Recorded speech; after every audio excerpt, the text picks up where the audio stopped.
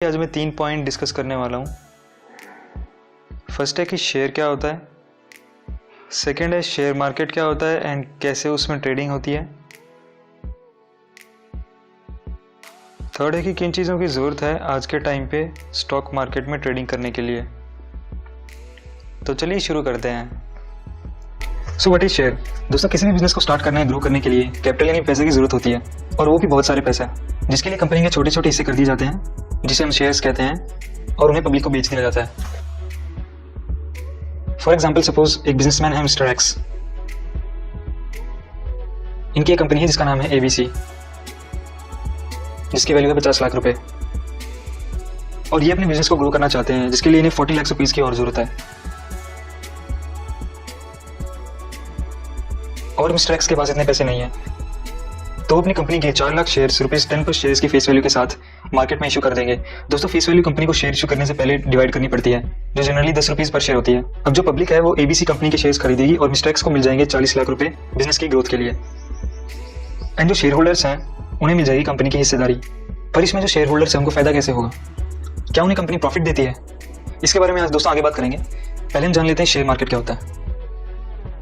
दोस्तों, जैसे आपको अगर कुछ परचेज करना होता है तो आप मार्केट में जाते हैं, वैसे ही शेयर्स की बाइंग एंड सेलिंग के लिए भी मार्केट्स होती हैं। दोस्तों, पहले के ज़माने में जब कंप्यूटर एंड इंटरनेट इतना यूज़ नहीं किया जाता था, तो जो शेयर्स की बाइंग एंड सेलिंग है वो फिजिकली होती थी, ऑप्शंस वगैरह जो बोली लगती थी शेयर्स की। लेकिन आज के टाइम पे जब इंटरनेट का इतना ज़्यादा यूज़ होने लग गया है, तो ये सारा सिस्टम ऑनलाइन हो गया है। आप घर में बैठ के भी शेयर्स की बाइंग एंड सेलिंग वो कर सकते हैं।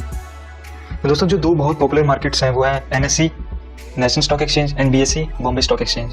दोस्तों, ये दो बहुत ही पॉपुलर मार्केट्स हैं जिनके अंदर सबसे ज़्यादा बाइंग एंड सेलिंग्स होती है शेयर्स की। और इसके अलावा भी कई और मार्केट्स हैं, जैसे कोलकाता स्टॉक एक्सचेंज भी है, पर जो सबसे दो पॉपुलर है वो यही है NSE एंड BSE। दोस्तों, जितनी भी कंपनीज होती है जो अपने शेयर इशू करती है, उनको पहले अपने आप को इन मार्केट्स में रजिस्टर करवाना पड़ता है। दोस्तों, NSE में 1700 कंपनीज लिस्टेड है और BSE में लगभग 5400 कंपनीज लिस्टेड है। दोस्तों, NSE के जो रिलेटिव उतार चढ़ाव होते हैं स्टॉक्स के अंदर, उन्हें हम कहते हैं निफ्टी। BSE के अंदर जो उतार चढ़ाव होते हैं शेयर्स के अंदर, उसे हम कहते हैं सेंसेक्स। इसके बारे में आपने सुना भी होगा। दोस्तों, सेबी ने कुछ गाइडलाइंस इशू की हुई है, उन गाइडलाइंस के आधार पे ही जो इन्वेस्टमेंट है और जो स्टॉक्स एंड शेयर्स की जो ट्रेडिंग है वो इन मार्केट्स में होती है। ओके, तो चलिए दोस्तों देखते हैं कि बेसिकली जो शेयर मार्केट है वो कैसे काम करता है, हाउ शेयर मार्केट वर्क्स।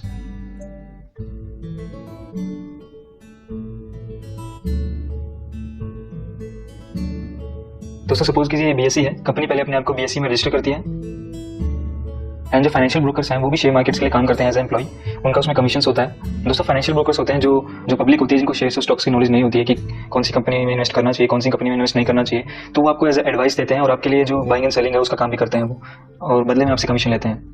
दोस्तों, ज़्यादातर जो लोग हैं जो वो स्टॉक ट्रेडिंग स्टार्ट करते हैं तो वो फाइनेंशियल ब्रोकर की हेल्प लेते हैं, क्योंकि उनको इतनी जानकारी नहीं होती है इसके बारे में। तो एक बेटर ऑप्शन रहता है कि आप फाइनेंशियल ब्रोकर्स की हेल्प लें।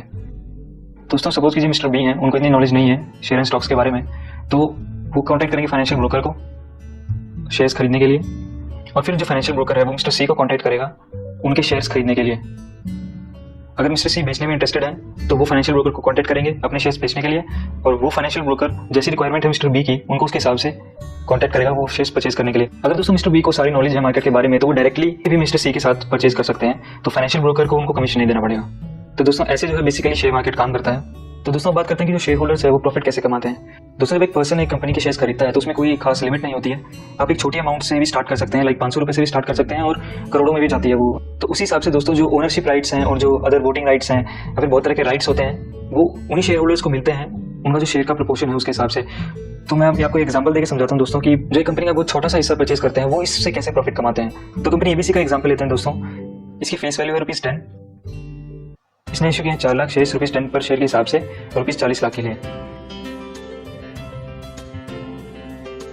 और मिस्टर बी हैं जिन्होंने 1000 शेयर्स खरीद लिए ₹10 के हिसाब से 10,000 रुपए में। अब सपोज किसी कंपनी को अगले 1 महीने में अच्छा प्रॉफिट हुआ, तो क्या वो कंपनी मिस्टर बी को उसमें से हिस्सा देगी? जी नहीं। तो मिस्टर बी अब प्रॉफिट कैसे कमाएंगे? दोस्तों, जो कंपनी को प्रॉफिट होता है तो उसकी जो मार्केट वैल्यू है उसकी फेस वैल्यू से बढ़ जाती है। सपोज इसकी फेस वैल्यू थी 10, तो उसकी मार्केट वैल्यू 11 हो जाएगी। तो जहाँ पे मिस्टर बी ने उसको 10 रुपये में खरीदा था, तो अब उसकी मार्केट वैल्यू 11 हो गई है, तो उसको अगर 11 रुपये में बेचना चाहें तो उन्हें 1000 रुपये का प्रॉफिट हो जाएगा। तो इस तरह से दोस्तों बाइंग एंड सेलिंग में प्रॉफिट कमाया जाता है शेयर ट्रेडिंग के अंदर। दोस्तों, ये तो होगी शेयर ट्रेडिंग की बात। इसके अंदर लॉन्ग टर्म इन्वेस्टमेंट्स भी होती हैं और बहुत तरह की इन्वेस्टमेंट्स होती हैं, म्यूचुअल फंड्स वगैरह और भी बहुत टाइप की इन्वेस्टमेंट्स होती हैं। लेकिन बेसिकली अगर मैं बात करूँ तो शेयर ट्रेडिंग में ऐसे ही जो शेयर होल्डर से वो पैसा कमाते हैं, रोज़ के रोज़ शेयर्स खरीदे जाते हैं, रोज़ के रोज़ बेचे जाते हैं, जब उनके दाम बढ़ जाते हैं। और जिस तरह से इन्होंने प्रॉफिट कमाया है दोस्तों, वैसे ही अगर कंपनी को सपोज कीजिए लॉस हो गया तो जो मार्केट वैल्यू है वो कम हो जाती है, उसके कम वैल्यू पे उसको बेच देते हैं तो आपको लॉस हो जाता है। तो ऐसे ही इसमें प्रॉफिट एंड लॉस का सिस्टम काम करता है। चलिए देखते हैं दोस्तों स्टॉक मार्केट में ट्रेडिंग स्टार्ट करने के लिए किन किन चीज़ों की जरूरत पड़ती है। दोस्तों इसमें पहले जरूरत पड़ती है एक सेविंग बैंक अकाउंट की। उसको हमें अपने डीमैट अकाउंट से लिंक करना पड़ता है। डीमैट अकाउंट हमारा एक अकाउंट बन जाएगा ऑनलाइन, जिससे हम जो हमारे जो डिटेल्स हैं हमारे शेयर स्टॉक से रिलेटेड वो हम सारी उसमें देख पाएंगे ऑनलाइन, कहीं से भी इंटरनेट एक्सेस के थ्रू हम वो देख सकते हैं। ट्रेडिंग अकाउंट में दोस्तों जितनी भी हमारी परचेजिंग एंड सेलिंग होती है शेयर्स की, वो जितनी भी ट्रांजेक्शन है वो ट्रेडिंग अकाउंट से होती है। और अगर हमें जो प्रॉफिट और लॉस हो रहा है वो हमारे डीमैट अकाउंट में फिर शो हो जाता है। सपोज कीजिए हमें प्रॉफिट हो रहा है तो हमारा वो प्रॉफिट हमारे डीमैट अकाउंट में पहले ट्रांसफर होता है, और फिर वो डीमैट अकाउंट से अगर हमारी जो हमें अर्निंग हुई है वो अर्निंग अगर हम अपने सेविंग बैंक अकाउंट में ट्रांसफर करना चाहते हैं तो वो हमारे डीमैट अकाउंट से ट्रांसफर होती है। तो दोस्तों इन्हीं चीज़ों की जरूरत होती है स्टॉक मार्केट में ट्रेडिंग करने के लिए। और एक बहुत मेन चीज़ है दोस्तों वो है नॉलेज। तो चलिए दोस्तों आज की वीडियो में बस इतना ही। अगर आपको वीडियो पसंद आया तो इसे लाइक कर दीजिएगा, अपने फ्रेंड्स के साथ शेयर कर दीजिएगा, और अगर आपका कोई क्वेश्चन है तो आप नीचे कमेंट बॉक्स में पूछ सकते हैं। और दोस्तों अगर आपने हमारे चैनल को सब्सक्राइब नहीं किया तो उसे सब्सक्राइब कर लीजिए, बेल आइकन को भी दबा दीजिए न्यू वीडियोस के नोटिफिकेशंस के लिए। And thanks for watching.